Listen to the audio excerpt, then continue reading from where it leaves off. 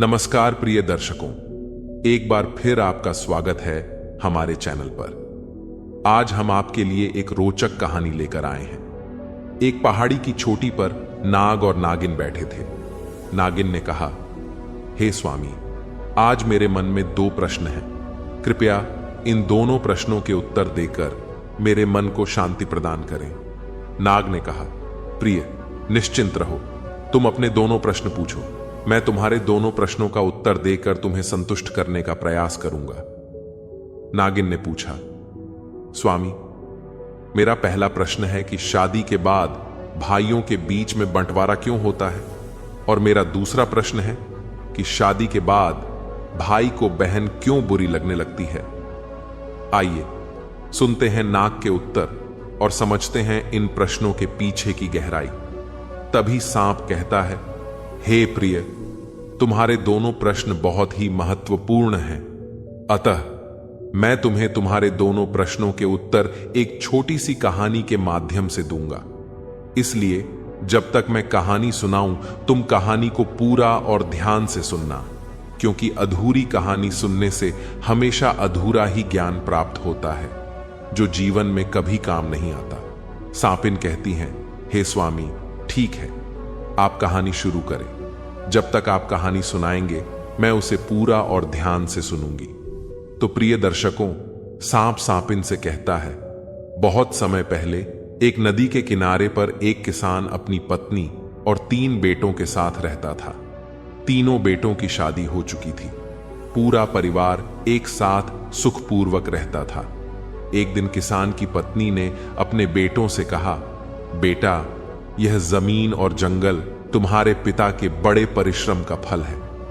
जमीन की उपज और जंगल की लकड़ी बेचकर तुम्हारे पिता ने इतने पशु खरीदे थे और इतना बड़ा घर बनाया था कि जिसमें सारा परिवार सुख से रह सके। वहीं उस किसान के तीनों बेटे एक टीले पर खड़े हुए थे, जहां से धान के खेत दिखाई देते थे। फसल काटने के लिए तैयार थी और पके धान की बालियां खेतों में लहरा रही थीं। किसान का सबसे छोटा बेटा अपनी मां से कहता है, मां, आप ठीक कहती हो, मुझे पिताजी के साथ सुबह सुबह अपने खेतों में जाना बहुत ही अच्छा लगता था। मुझे आज भी सब याद है। सांप कहता है, हे प्रिय, किसान का सबसे छोटा बेटा जो था, उसका नाम कनक था। कनक आगे कहता है कि मुझे खलियान में काम करना बहुत ही अच्छा लगता है। कनक जो था, अपने पिता की तरह खेती बाड़ी किया करता था। उसे कड़ी मेहनत करनी पड़ती थी। मजदूरों को संभालना, उपज को इकट्ठा करना और उसके लिए सही खरीदार ढूंढना, ये सारे कार्य उस किसान के सबसे छोटे बेटे यानी कनक को करने पड़ते थे। वहीं किसान के 2 बड़े बेटे थे। एक का नाम राघव था और दूसरे का नाम राहुल था।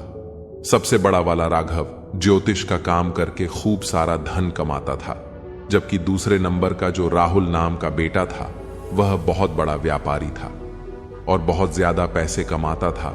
वहीं पूरे परिवार के बीच में एक खुशी की लहर थी। किसी प्रकार का परिवार में कोई कष्ट नहीं था। उसके बाद में किसान एक दिन बीमार पड़ गया। फिर उसने अपनी पत्नी को बुलाया और कहा, मेरा अंतिम समय आ रहा है। बस तुम मुझे एक वचन दो कि बच्चों के बीच में कभी जमीन जायदाद का बंटवारा ना हो। मैं यह चाहता हूं कि हमारे तीनों बच्चे जीवन भर मिलजुल कर रहे, किसी के बीच में कोई भेदभाव उत्पन्न ना हो, क्योंकि जिस घर की एकता भंग हो जाती है, वह घर पूरी तरह बिखर जाता है। नाग कहता है कि हे प्रिय, वहीं किसान की पत्नी उस किसान को वचन देती है और वचन देते ही उस किसान की मृत्यु हो जाती है। वही समय धीरे धीरे गुजरता गया। फिर एक दिन किसान की पत्नी ने अपने तीनों बच्चों को बुलाया और कहा, बेटे, मैं तुमसे एक वचन लेना चाहती हूं कि तुम्हारे पिता की अंतिम इच्छा थी कि तुम्हारे बीच में कभी भी जमीन जायदाद का बंटवारा नहीं होगा। तुम तीनों भाई और तीनों बहुएं हमेशा घर में मिलजुल करके जीवन यापन करोगे, क्योंकि जिस घर की एकता टूट जाती है, वह घर कभी भी उन्नत नहीं कर पाता है। वहीं किसान की पत्नी की बात को सुनकर के तीनों बेटे कहने लगे, हां मां, आप जैसा चाहती हो, पिताजी की जैसी इच्छा थी, हम उनकी इच्छा के विरुद्ध कभी नहीं जाएंगे और तीनों भाई हमेशा प्रेम से रहेंगे। फिर अपने बेटों की बात को सुनकर कि मां को बहुत ही खुशी हुई। वहीं जो सबसे बड़ा बेटा, जिसका नाम राघव था, वह ज्योतिष में बहुत ज्यादा निपुण था। इसलिए आसपास के लोग उस राघव से कई मामलों में राय लेने आते थे, तो राघव का गुजारा बढ़िया तरीके से हो जाता था। वहीं दूसरे नंबर का बेटा, जिसका नाम राहुल था, वह भी एक बड़ा व्यापारी था। उसकी भी कमाई ठीक ठाक हो जाती थी।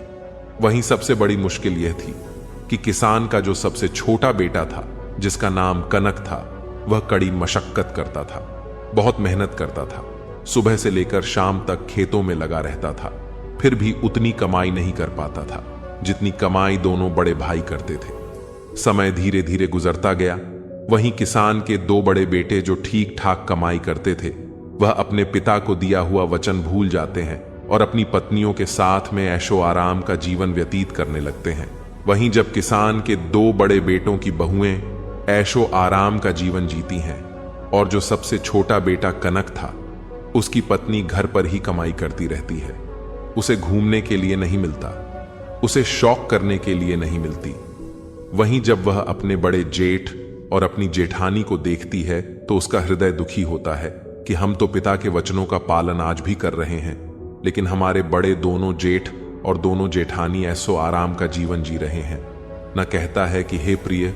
वहीं किसान का सबसे छोटा बेटा, जो कनक था, एक दिन उसकी पत्नी जब बहुत ज्यादा दुखी हो गई और जब शाम को कनक घर वापस आया तो उससे कहने लगी कि मेरे भाई के यहां से चिट्ठी आई है, उसने हमें अपने घर पर बुलाया है, हमारे आपके लिए न्योता भेजा है।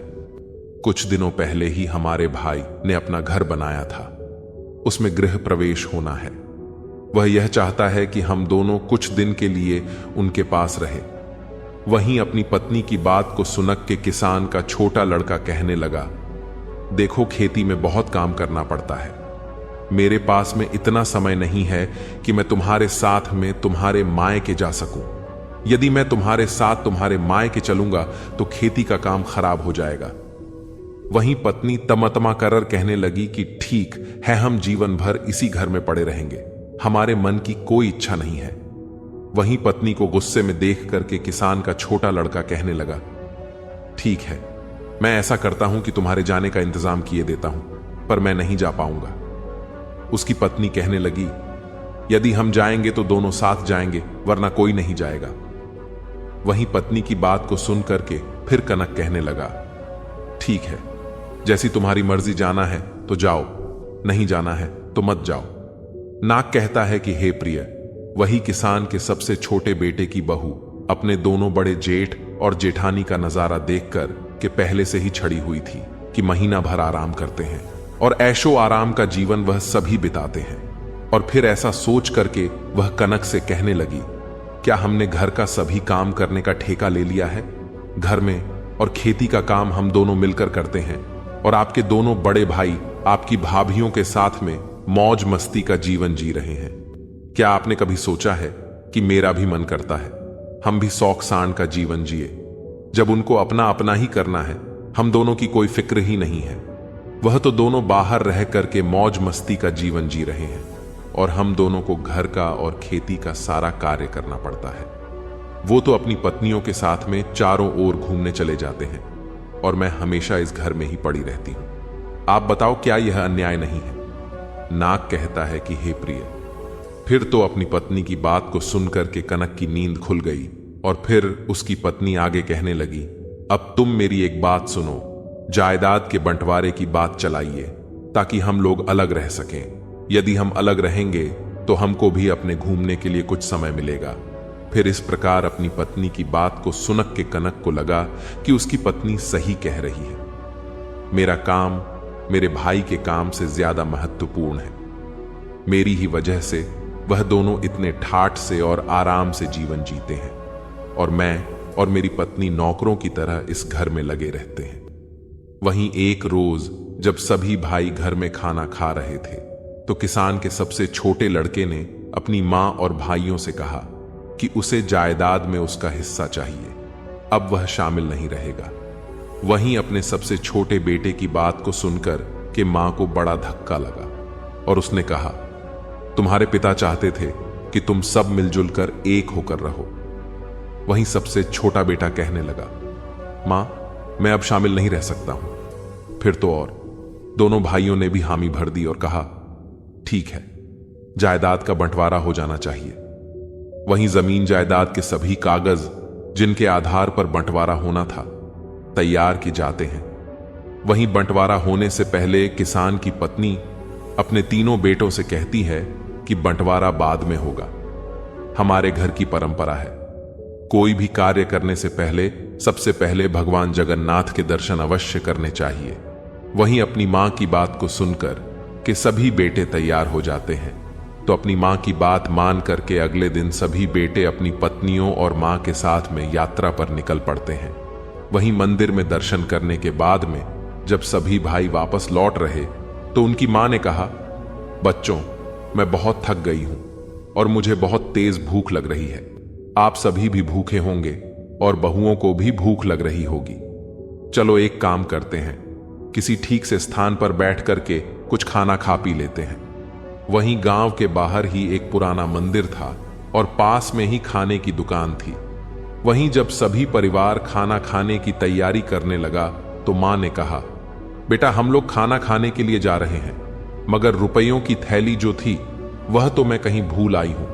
अब यहां से घर तक जाने के लिए हमें काफी पैसा चाहिए और यहां खाना खाने के लिए भी हमें पैसा चाहिए। यदि हमारे पास पैसा नहीं होगा तो ना तो हम घर पर पहुंच पाएंगे और ना ही हमारा पेट भर पाएगा। अब तो एक ही उपाय है कि मैं इन बहुओं के साथ में इसी मंदिर में रुकती हूं। तुम तीनों भाई एक काम करो कि किसी गांव में जाकर के कोई काम ढूंढ लो और तीनों अलग अलग अपना काम करो। तुम जो भी कुछ कमा कर लाओगे उन्हीं पैसों से हम कुछ खा पाएंगे और यहां से घर पहुंच पाएंगे। वहीं तीनों बेटों ने अपनी मां की राय मान ली और तीनों भाई अलग अलग दिशाओं में पैसा कमाने के लिए निकल पड़े। चलते चलते किसान का छोटा बेटा जो कनक था, जब वह कुछ आगे पहुंचा तो एक ऐसे स्थान पर पहुंच गया जहां पर किसी गंभीर विषय की बात आपस में कुछ लोग कर रहे थे। तो कनक ने पूछा, आप लोग कैसे उदास हैं और क्या बात कर रहे हैं? क्या मैं आपकी कुछ मदद कर सकता हूं? वहीं रास्ते में वह खड़े लोग कहने लगे कि जमीन के इस हिस्से में सदा ही पानी जमाव बना रहता है और हम इसमें कुछ भी उगा नहीं पाते हैं, फिर भी हमें राजा को इसका लगान देना पड़ता है। अब हम क्या करें, हमारी समझ में नहीं आता। वही उन लोगों की बात को सुनकर के किसान का सबसे छोटा बेटा जो कनक था वह कहने लगा, अगर मैं आपको धान उगाने की तरकीब बताऊं तो मुझे क्या इनाम मिलेगा? वहीं वह राहगीर कहने लगे, यदि तुम हमें इस जगह पर धान उगाने की तरकीब बताओगे तो हम तुम्हें चांदी की 200 मुद्राएं भेंट करेंगे। वहीं कनक जो था बहुत ही निपुण किसान था और फिर वह लोगों से कहने लगा कि गोबर और मिट्टी को मिलाकर के उसके गोले बना लो, उन्हें गीला और नरम रखो, फिर हर गोले में बीज डाल दो और उन्हें सूखने दो। गांव वाले बहुत ध्यान से कनक की बात सुन रहे थे। फिर उन्होंने पूछा कि इन गोलों का क्या करें? तो कनक कहने लगा कि उन गोलों को इस जमीन में डाल दो, गोले जमीन में धंस जाएंगे और बीज भी फूट जाएगा। वहीं जब गांव वालों ने कनक के द्वारा बताए गए उपाय का पालन किया तो उस बंजर जमीन में बीज अंकुरित हो गए। वहीं गांव वालों ने किसान के छोटे लड़के को धन्यवाद दिया और प्रसन्नता पूर्वक उसे 200 मुद्राएं भेंट की, जिन्हें लेकर के वह कनक जो था अपनी मां के पास उसी मंदिर में लौट आया। इधर चलते चलते किसान का जो दूसरे नंबर का बेटा राहुल था वह भी घूमते घूमते एक ऐसे स्थान पर पहुंच गया जहां पर उसने पेड़ के नीचे बैठे हुए एक व्यक्ति को देखा जो काफी दुखी लग रहा था। वही राहुल ने पूछा, आपको किस बात की चिंता है? आप उदास दिखते हो, क्या मैं तुम्हारे किसी काम आ सकता हूं? तो वह राहगीर कहने लगा कि हम 4 भाई हैं। मृत्यु से पहले हमारे पिता ने अपनी सारी संपत्ति हम चारों में बांट दी थी, लेकिन एक काली बिल्ली थी जिसे बांटना बहुत मुश्किल था। फिर हम सब ने फैसला किया कि बिल्ली हम सबके साथ ही रहेगी। वहीं चारों भाइयों ने उस बिल्ली की एक एक टांग को बांट लिया। वहीं एक दिन वह बिल्ली जो थी छत से नीचे गिर गई और उसकी वही टांग टूट गई जो मेरे हिस्से में आई थी। वहीं मैंने उस बिल्ली की उस जख्मी टांग पर तेल लगा करके उस पर पट्टी बांध दी। वहीं उस बिल्ली को आंच अच्छी लगती थी, इसलिए वह चूल्हे के पास जाकर के और सो गई। वहीं जैसे ही बिल्ली सो गई, वैसे ही चूल्हे से एक चिंगारी निकल करके उस तेल लगे हुए कपड़े के ऊपर गिर गई और उसने आग पकड़ ली। वहीं जब बिल्ली वहां से भागी तो आसपास के घरों में आग लग गई और सब कुछ झलक की राख हो गया। वहीं पड़ोसियों ने सारा दोष मेरे सर पर मर दिया कि बिल्ली की जिस टांग से आग लगी है वह टांग मेरे हिस्से में थी।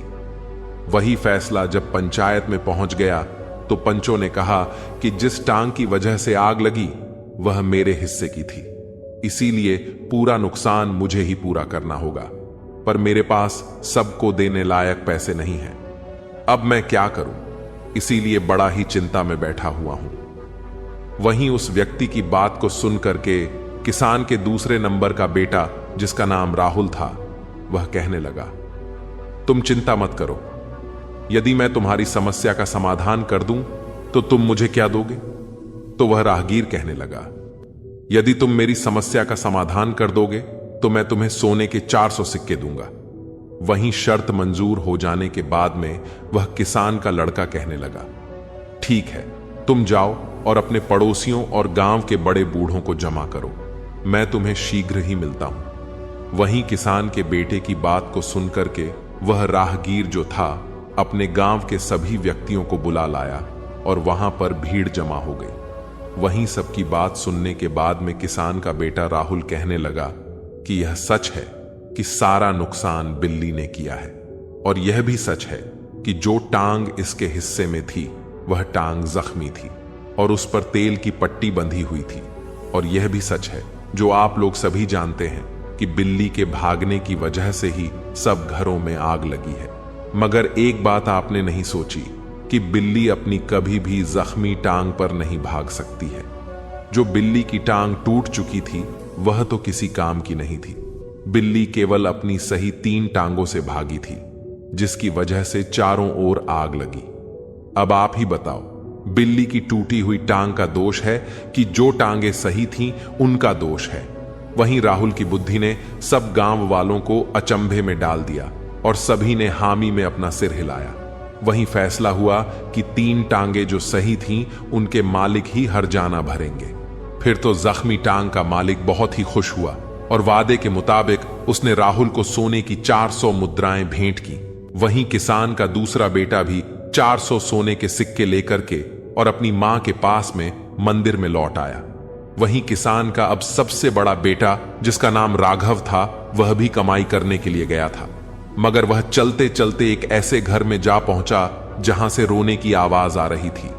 वह घर बहुत बड़ा था, उसके बाहर एक पहरेदार भी खड़ा था। वहीं किसान का बड़ा बेटा सोचने लगा कि ऐसे आलीशान घर में रहने वाला कोई व्यक्ति क्यों रो रहा है, आखिरकार इसकी समस्या क्या है। वहीं जब किसान का बेटा आगे बढ़ता है तो पहरेदार से पूछता है कि महोदय, एक बात बताओ, इस घर से रोने की आवाज क्यों आ रही है? फिर तो उस किसान के बेटे की बात को सुनकर कि वह पहरेदार कहने लगा, आप अंदर चलिए, आप स्वयं ही पूछ लीजिए। वहीं किसान का बेटा जब अंदर गया तो वह कहने लगा कि आपको क्या कष्ट है, आप क्यों रो रहे हैं, आप मुझे बताओ, क्या मैं आपकी कोई सहायता कर सकता हूं? नाग कहता है कि हे प्रिय। वहीं रोने वाला व्यक्ति किसान के बड़े बेटे से कहने लगा, अरे भाई, राजा लोग भी अजीब सन की होते हैं। हमारे राजा ने मुझे एक हाथी का वजन पता करने के लिए कहा है। अगर मैं ऐसा नहीं कर सका तो राजा मेरा सिर धड़ से अलग करवा देगा। इतना कहकर के फिर वह मंत्री जो था एकदम से रोने लगा। वहीं उस मंत्री की बात को सुनकर के किसान का बड़ा बेटा, जिसका नाम राघव था, वह कहने लगा, तुम चिंता मत करो, यदि मैं तुम्हें हाथी का वजन पता लगाने में आपकी सहायता करूं तो मेरा क्या पुरस्कार होगा? वहीं मंत्री कहने लगा, यदि तुम मुझे इस हाथी का वजन पता करवा दोगे तो मैं तुम्हें 1000 सोने की मुद्राएं दूंगा। फिर तो शर्त मंजूर होने के बाद में किसान के बड़े लड़के ने उस मंत्री से कहा कि मुझे हाथी के पास ले चलो। और फिर जब वह हाथी के पास पहुंच गया तो उस मंत्री से कहने लगा कि इस हाथी को एक नदी के पास ले चलो जहां पर काफी नौकाएं हो। बड़ी किसान के लड़के के कहने के मुताबिक जब वह मंत्री हाथी को नदी के किनारे ले गया तो किसान के लड़के ने नाव वाले से कहा कि इस हाथी को नाव में खड़ा करें। वहीं नाव वाले ने जैसे ही हाथी को नाव में खड़ा किया तो नाव जो थी पानी में धंसने लगी, और जब धंसना रुक गई तो किसान का लड़का कहने लगा, जहां पर नाव रुकी है वहां पर निशान लगाओ और फिर इस हाथी को इस नाव से उतार लो। वहीं किसान के लड़के की बात को सुनकर कि नाव जहां पर रुकी थी वहां पर निशान लगा दिया और उस हाथी को नौका से बाहर निकाल लिया। वहीं पुनः किसान का लड़का कहने लगा, अब इस नाव में इतने पत्थर भरो कि जब तक यह नौका उसी निशान तक ना पहुंच जाए। फिर किसान के लड़के की बात को सुनकर के सभी ने बड़े बड़े पत्थर उस नाव में भर दिए, और जब नाव उस निशान पर पहुंच गई जहां पर हाथी के वजन से पहले रुकी थी, तो फिर किसान के लड़के ने कहा, अब पत्थर डालना बंद करो और इस नाव में से पत्थर बाहर निकाल लो और इन पत्थरों को तोल लो। जितना वजन इन पत्थरों का होगा उतना ही वजन इस हाथी का होगा। नाग कहता है, हे प्रिय, वह मंत्री जो था इस प्रकार अपने हाथी का वजन जानकर के बहुत ही खुश हुआ और शर्त के मुताबिक उसने उस किसान के बड़े बेटे राघव को 1000 स्वर्ण मुद्राएं भेंट की।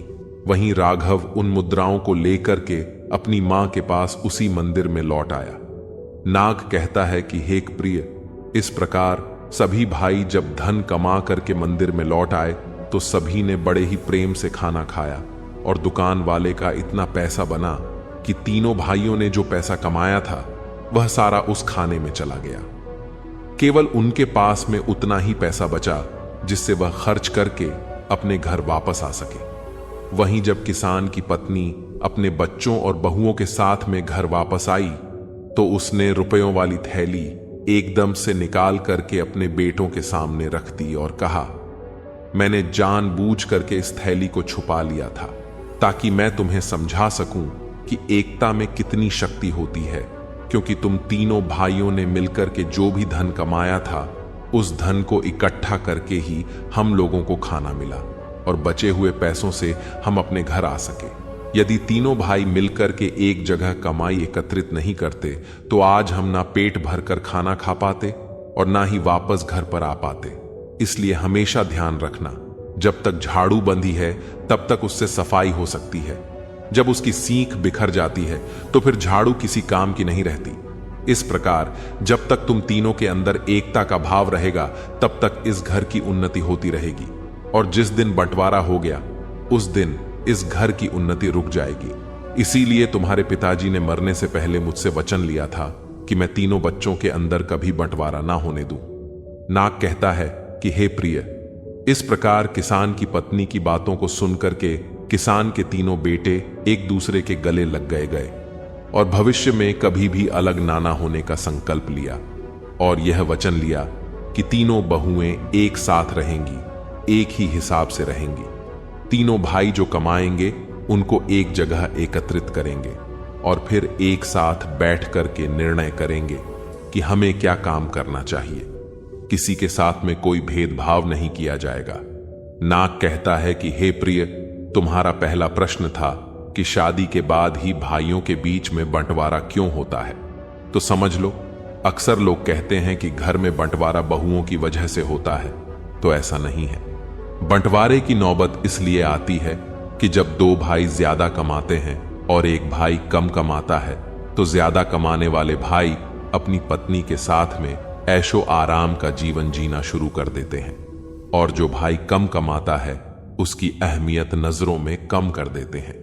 वहीं जब कम कमाने वाले भाई की पत्नी यह सब अपनी आंखों से देखती है कि हम दोनों दिन रात मेहनत करते हैं फिर भी हम शाह नहीं कर पाते हैं, जबकि घर की जिम्मेदारी हम निभाते हैं, सबका सम्मान भी करते हैं, फिर भी हमारे जेठ हमेशा राजसी ठाट बाट में हुक्म चलाते हैं और कभी घर के काम में हाथ नहीं बंटा। बस यही बात एक स्त्री को बुरी लगती है और फिर वह अपने पति से कहती है कि जब हमें मेहनत मजदूरी करके ही रहना है तो सांझे में क्यों रहे। जो हमारे जेठ अपनी स्त्री के साथ में मौज से रहे और हम दिन रात मेहनत करते रहे, इससे अच्छा तो हम अलग होकर रहे। कम से कम जो कमाएंगे वह हमारा होगा और हम भी अपनी मर्जी से शौक सांड कर सकेंगे। नाक कहता है कि हे प्रिय, बस यहीं से भाइयों के बीच में दरार पड़ना प्रारंभ हो जाती है और बंटवारा होकर ही रहता है। वहीं भाइयों के बंटवारे को रोकने में मां बाप का बड़ा हाथ होता है। यदि मां बाप इस बुद्धिमान मां की तरह अपने बच्चों में संस्कार डाले कि चाहे कोई कम कमाए या ज्यादा कमाए, सभी भाई अपनी अपनी कमाई एक जगह एकत्रित करें, फिर जो भी करना है सभी भाई बैठकर एक निर्णय लें और फिर काम करें। साथ ही सभी बहुओं को एक बराबर जीने की स्वतंत्रता दें। यदि घर में ऐसा होगा तो इस बुद्धिमान मां के बच्चों की तरह घर में कभी बंटवारा नहीं होगा। साथ ही यह 5 बातें सभी भाई और उनकी पत्नियों को हमेशा गुप्त रखनी चाहिए, जिससे परिवार की एकता हमेशा बनी रहे। यह 5 बातें हमेशा परिवार को टूटने से बचाती हैं। नंबर 1, यदि किसी भाई को कभी भी धन की हानि हो या उसका धन बर्बाद हो जाए तो यह बात को किसी अन्य को ना बताएं। धन ऐसी चीज है जो इंसान का बल होता है, और जब लोगों को यह पता चलता है कि इनके पास में धन नहीं है तो वह आपका सम्मान करना बंद कर देते हैं और आपकी प्रतिष्ठा धूमिल कर देते हैं। धन हानि पर लोग कभी मदद नहीं करते बल्कि आपका उपहास उड़ाते हैं। इसलिए धन का आना या धन का जाना, दोनों ही बातें हमेशा सभी भाइयों को खुद तक रखनी चाहिए, अपने परिवार तक रखनी चाहिए। कभी भी किसी भाई को अपने भाई की कोई भी धन संबंधी बात किसी दूसरे के साथ में साझा नहीं करनी चाहिए। नंबर 2, अपने भाई के दुख या राज की बातें कभी दूसरों को ना बताएं। ऐसा करने से आपके लिए घातक समस्या उत्पन्न होती है, क्योंकि जिस व्यक्ति को आप अपने भाई के राज की बातें बताएंगे और यदि विपरीत परिस्थितियों में आपकी उससे मित्रता टूट जाएगी तो वह आपके भाई की सारी राज की बातें चारों ओर सार्वजनिक कर देगा। वहीं लोगों के बीच में आप केवल के पात्र बन जाएंगे और फिर बाद में इस दुख से आप बहुत दुखी होंगे। इसलिए कभी भी अपने घर या परिवार या खुद की बातें किसी के सामने ना बताएं, चाहे वह कितना भी प्रिय मित्र क्यों ना हो। नंबर 3, किसी भी पुरुष को हमेशा अपने जीवन और घर की बातों को हमेशा अपने तक ही रखना चाहिए। खासकर पत्नी या उसके चरित्र के बारे में कभी किसी से बात नहीं करनी चाहिए। जो पुरुष स्त्री का सम्मान नहीं करता, उस पुरुष का समाज में कभी सम्मान नहीं होता। ऐसे पुरुष की प्रतिष्ठा हमेशा दांव पर रहती है। इसलिए अपने परिवार में सभी स्त्रियों का सम्मान करें और अपने परिवार की बातें कभी किसी को ना बताएं। नंबर 4, यदि कभी भी आपके भाई का कहीं अपमान हो जाए तो यह बात कभी किसी के साथ में साझा ना करें, क्योंकि हर समय समान बने रहना ही व्यक्ति को आगे बढ़ाता है। यदि जीवन में आपका या आपके भाई का कहीं अपमान हुआ हो तो कभी भी दूसरे के समक्ष नहीं जग जाहिर करना चाहिए, क्योंकि ऐसा करके आप अपना सम्मान स्वयं ही गिराने का कारण बनते हैं। इससे भाइयों के बीच में फूट पैदा होती है। नंबर 5, यदि आप या आपका भाई किसी के द्वारा ठगे गए हो या किसी ने धोखा दिया हो तो यह बात सभी भाइयों को अपने तक ही रखनी चाहिए। अपनी ही ठगी का जिक्र करने का मतलब है कि आप अपना मखौल खुद ही उड़ाते हैं। यदि आप ऐसा करेंगे तो लोग आपको मूर्ख समझेंगे। इसलिए कभी भी किसी भाई को ऐसा नहीं करना चाहिए। यदि आपके भाई को किसी ने कभी धोखा दे दिया है तो कभी भी परिवार की बातें दूसरों के सामने जाहिर ना करें। इससे भाइयों के बीच में फूट पैदा होती है। नाक कहता है कि हे प्रिय, वही तुम्हारा दूसरा प्रश्न था कि शादी के बाद भाई को बहन बुरी क्यों लगती है। तो समझ लो, भाई बहन का रिश्ता दुनिया का सबसे अनोखा रिश्ता है। इस रिश्ते में तकरार है तो भरपूर प्यार भी है। जहां बहन हमेशा भाई का साथ देती है तो वहीं भाई भी हमेशा बहन की रक्षा करता है। दोनों को एक दूसरे की बहुत परवाह होती है।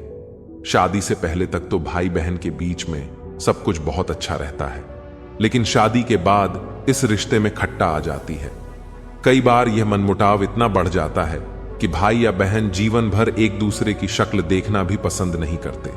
तो इसलिए समझ लो, 5 कारणों से हमेशा भाई बहन के रिश्ते हमेशा के लिए खराब हो जाते हैं। नंबर 1, भाभी की नाराजगी।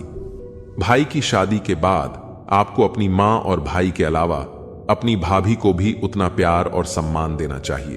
अपनी भाभी को कुछ भी गलत कहने से बचे, इससे भाभी नाराज हो सकती है और उनकी यह नाराजगी भाई तक पहुंच जाएगी। भाई भले ही कुछ ना कह पाए, लेकिन वह आपसे थोड़ी दूरी अवश्य बना लेगा।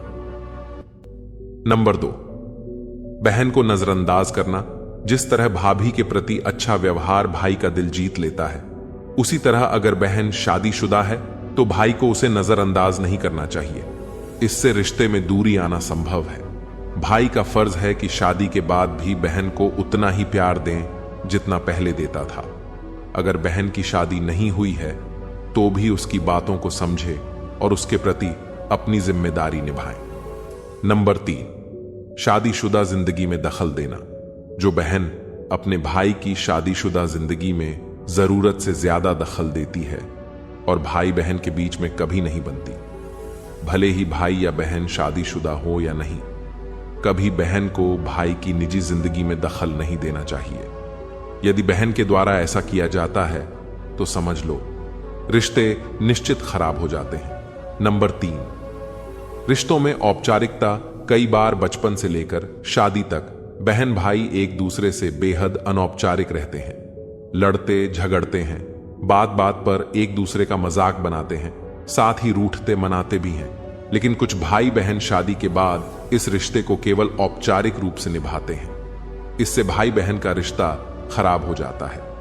बेहतर है कि बीच बीच में एक दूसरे का हाल जानते रहे और बचपन की यादों को ताजा करते रहे। नंबर 5, ताना मारने की आदत। कई भाई बहनों का रिश्ता जीवन भर के लिए सिर्फ इसीलिए खराब हो जाता है क्योंकि बहनें हमेशा भाई को हर वक्त ताने देती रहती हैं। दरअसल शादी के बाद भाई के व्यवहार में थोड़ा बदलाव आ जाता है क्योंकि भाई का भी अपना परिवार है, उसे उस माहौल में रहना ही पड़ता है। इसलिए हर बार ताना देना कि अब भाई पहले जैसा नहीं रहा, बदल गया है। यदि बहन भाई के बारे में हमेशा ऐसा ताना मारेगी तो निश्चित ही रिश्ते में दूरी बढ़ने लगेगी और रिश्ते खराब हो जाएंगे। इसलिए कभी भी बहनों को भाई के निजी जीवन में दखल नहीं देना चाहिए, तभी भाई बहन का प्यार हमेशा बना रह सकता है। फिर कहानी सुनने के बाद में नागिन का मन प्रफुल्लित हो गया। प्रिय दर्शकों, हमारी आज की कहानी, आज का वीडियो यहां समाप्त होता है।